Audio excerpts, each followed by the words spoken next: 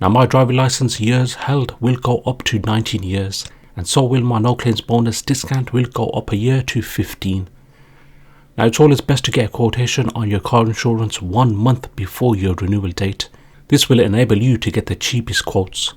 If my car insurance was to expire today at midnight, and if I was to purchase my car insurance today for it to start tomorrow, I'll be paying an extra £100.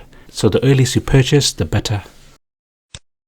Now since I don't drive much on one of my vehicles, this is the quotation BuyMiles have given me.